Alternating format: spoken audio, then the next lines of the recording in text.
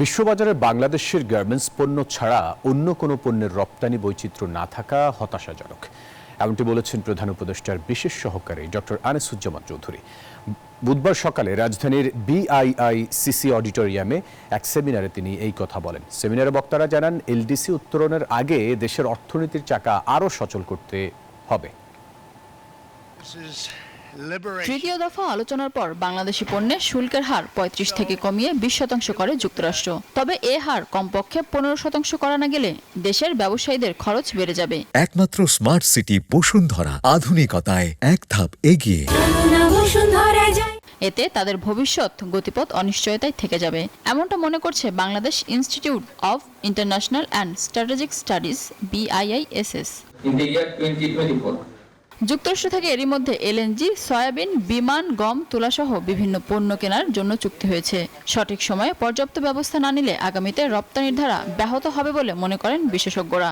Principal stakeholder, but still, I mean, because it's a B2B negotiation, so they are not allowed. But they can help the government. Particularly, our export is so dependent on one or two products. So this is actually made us extremely vulnerable.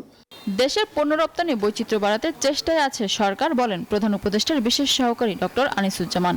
এদিকে LDC উত্তরণের আগেই দেশের অর্থনীতির চাকা আরও সচল করার তাগিদ বাণিজ্য সচিবের। This LDC membership of Bangladesh, and we are the largest user of maximum user of that facilities. I think that has crippled us.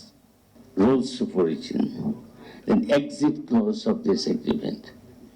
We could make them understand look, if there is an agreement, if I enter into an agreement, there must be an exit clause. Without that, I cannot enter into any agreement.